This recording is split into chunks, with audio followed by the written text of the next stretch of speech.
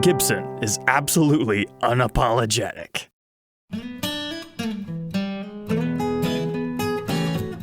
Welcome back, Troglodytes, to your daily dose of guitar information, the Trogly's Guitar Show. It's time for that Gibson Mod Collection Demo Shop update. So right before the update, they had a lot of guitars left from last week. Like, last week was a terrible selling week. But this week was much better because you've only got 4 left. But it was not without its glitches.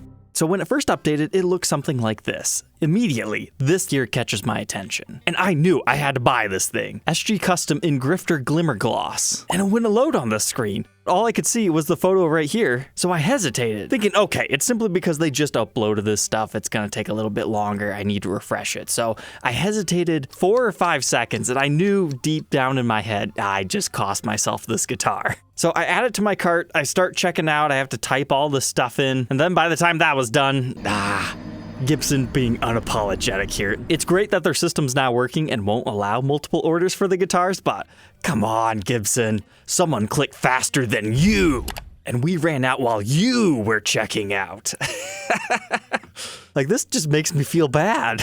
I'm sorry, I couldn't check out fast enough. So to this day, I still don't know what the back of this one looks like. It looks like they threw a Firebird pickup in the middle. We've got some sort of a Perloid pickguard down here, and then like a weird bowling ball 90s finish. I'm sure it's sparkly. I mean, looking back here, it looks like it's potentially a complete refinish, but it's an SG Custom for $2,300. What's going on there? Well, this most likely started life as one of the Captain Kirk Douglas SGs, which those things, they were only $2,500, but on the used market, they would sell between like $3,000 and $4,000 depending on the supply. But sadly, no, that's not mine to review and document. It would have been fun, but someone else got it. But next up here, we have a Les Paul Classic, which is quite a bit for a classic, but we have a Purple Burst Les Paul, which normally I like, but this one, doesn't do it for me. Like, it's too much of the same shade. Maybe if it had been a full gloss finish, it would have looked better, but they did do the purple on the back, just not the burst. But someone liked Periwinkle Plumblast Satin because it's gone. There's another tribute that was refinished for $1,800. Awesome blue finish, both on the front and back. This SG Custom at $41 had a very nice evil look to it. Love it. P94 in the neck, regular humbucker in the bridge, all blacked out hardware, but again, seems to be a satin finish, which I'm sure they do that to save some time. I mean, they have at least 18 guitars they need to do each week, but I'd really like to see some more full gloss refins from these guys.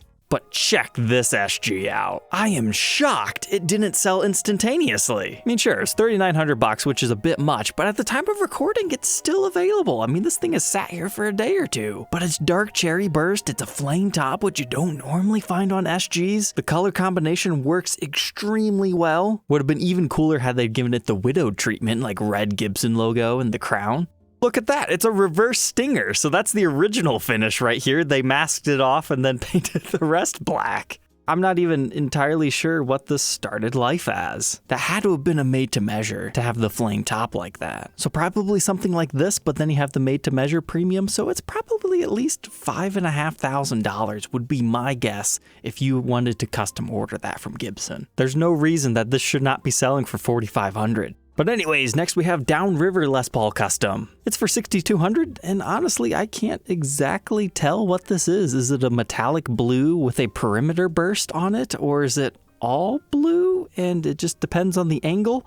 That's one of those ones. If you bought it, let me know. But sweet, we do have the matching headstock. It appears to be a gloss finish, and they did the entire thing. That's a sweet looking one. But how about the standard 60s? Kind of like that Penguin burst we saw a couple of weeks ago, except for just slightly different. It almost looks like, is that going to be like the Texas T finish that Fender does? It's got that same vibe to it, and then it's got the Penguin blast around it. Something about all the chrome on this really makes that clear pickguard stand out. Ooh, nice. They did it on the back too. It's kind of like the reverse Silverburst, but with a little bit more flair. I like it, and I don't normally like perimeter bursts. But that at a discount, yeah, I think I slept on that one. I probably should have picked it up. That's cool. I was too busy crying in a corner with Gibson yelling at me. They also had a crazy 50 standard this week at $28. I mean, it's not the finish for me. It kind of reminds me of some of the really bad-looking zombie virus George St. Pierre's. But you got the VooDoo style pickups, no pickguard, couple of other replaced parts, and then the back is black. So I think that would look pretty cool in person.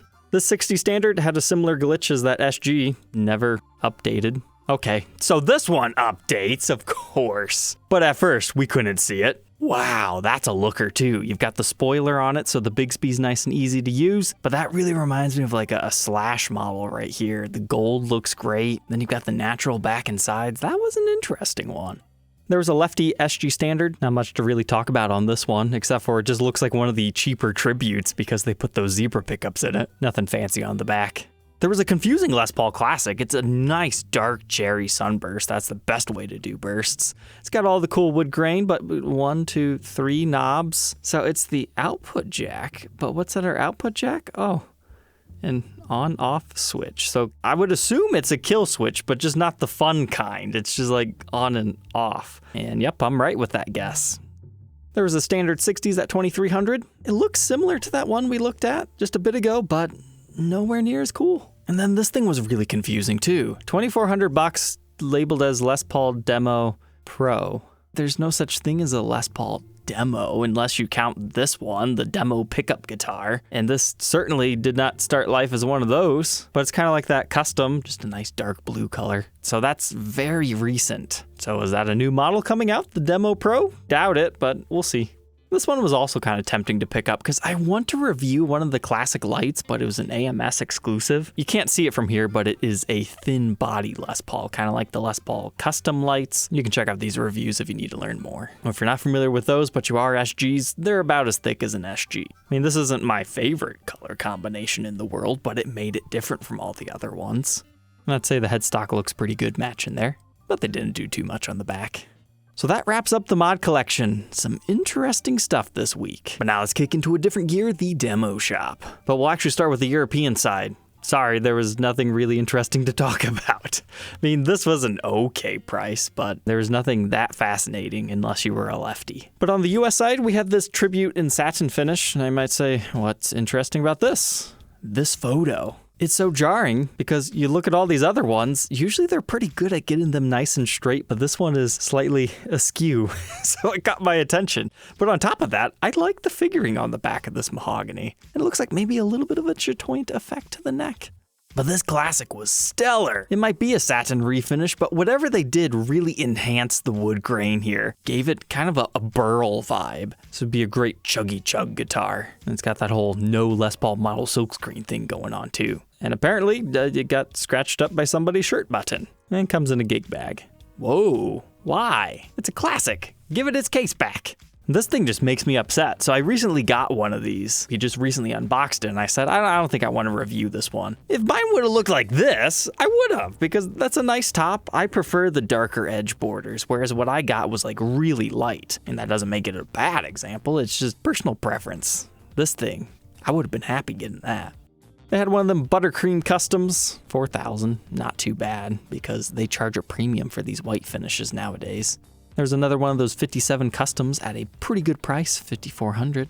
But this is the crown jewel this week. And just like this poor cool SG, it sat unsold. I'm surprised. So it's a 1960 reissue, but this guy has a custom root beer finish. It's got a particularly nice top for a 1960. I mean, it meets what I like in flame tops anyways. And it appears to maybe have even been a complete refinish, because generally these are all aniline dyed up, but this one's got the nice brown kind of dark back gold top vibes almost going on. And it's like $1,000 off. I think that was too bad of a price. But apparently, reverb guys are sleeping.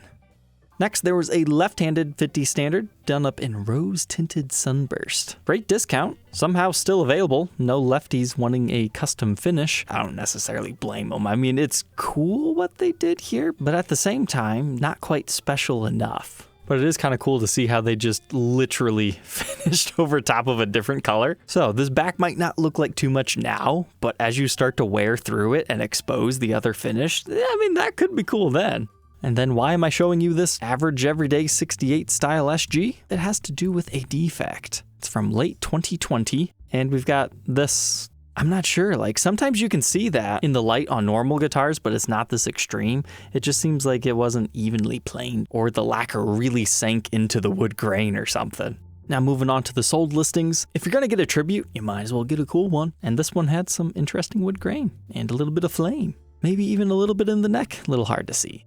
Similar to the EU demo shop, we got a junior $2,500. I mean, if you're in the market for one of these, isn't a bad price.